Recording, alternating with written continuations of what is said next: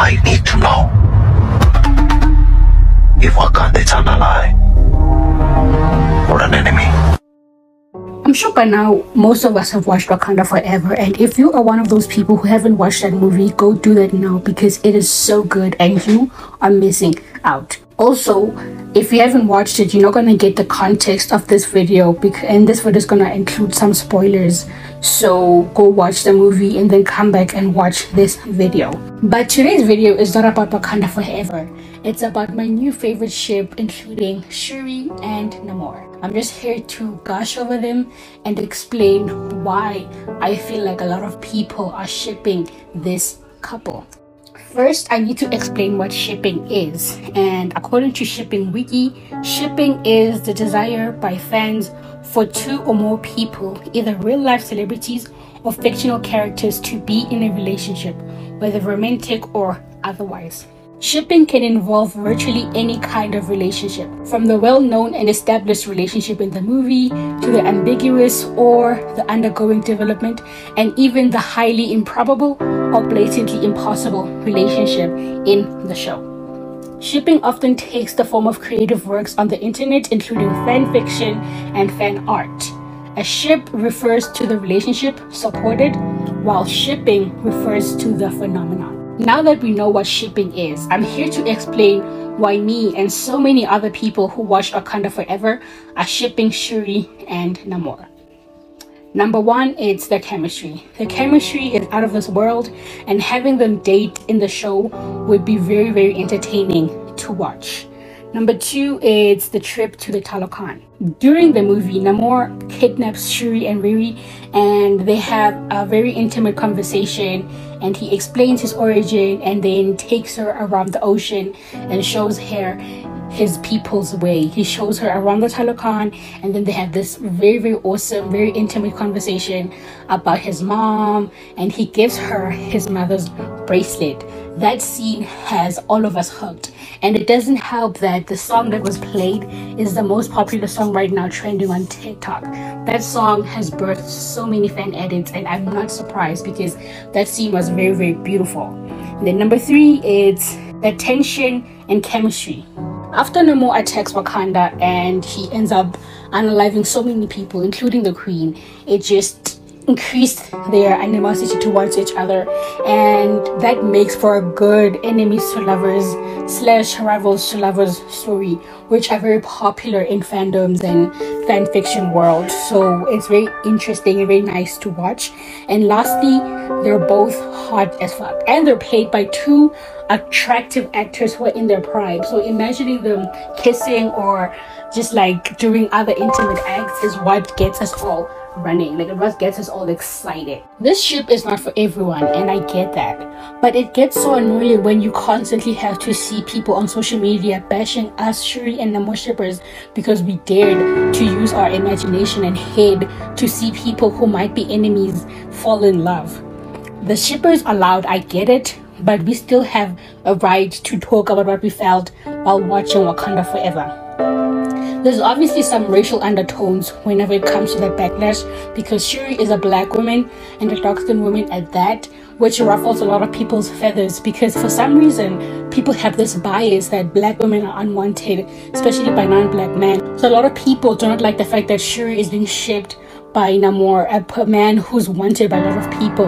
Fandoms have a lot of biases towards black women being the lead, black women being the ones who are like being chosen. Obviously, I'm not saying everyone who hates Shuri and Namor have racist biases towards this ship and towards black women, but most of them do. Okay, I do not blame the people who hate this ship because Namor was the villain of this movie and he killed so many Wakandans as well as Queen Ramonda.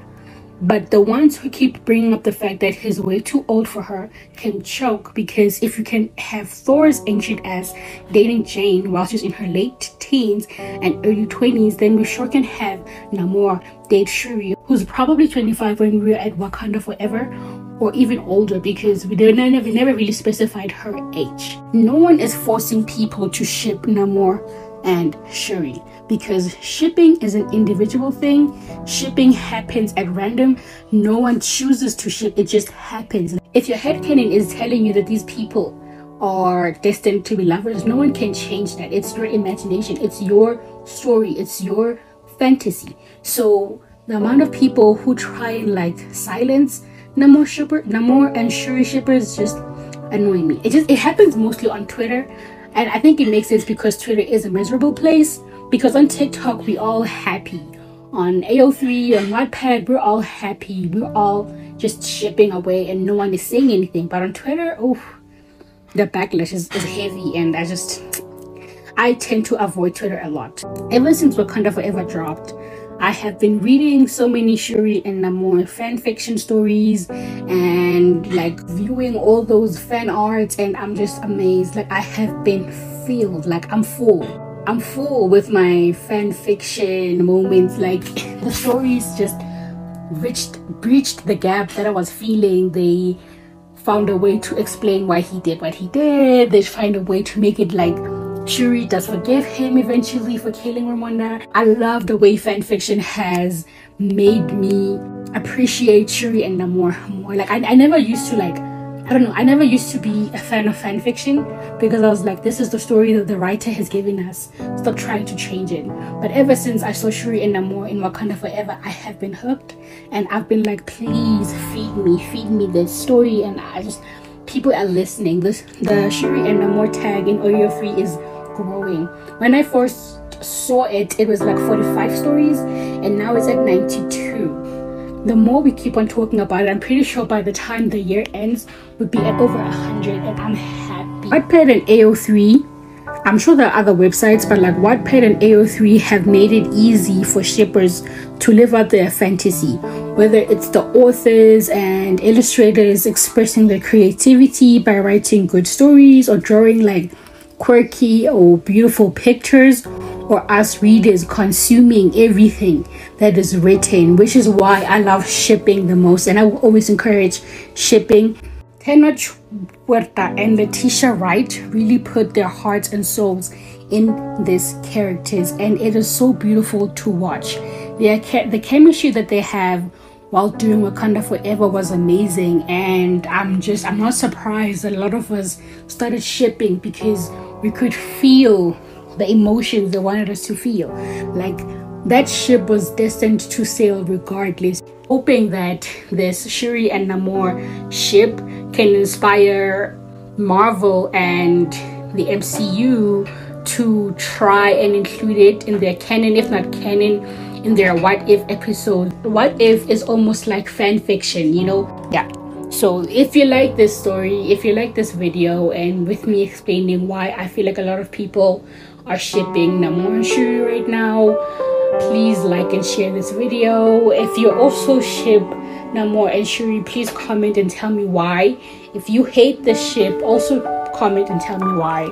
I'm hoping we can have a good conversation. I love hearing people's opinions, and I like talking about Shuri and Namor.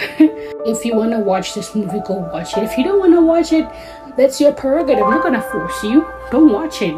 Okay, I'm done. Bye. Have many names. My people call me Wakanda, but my enemies call me Namor.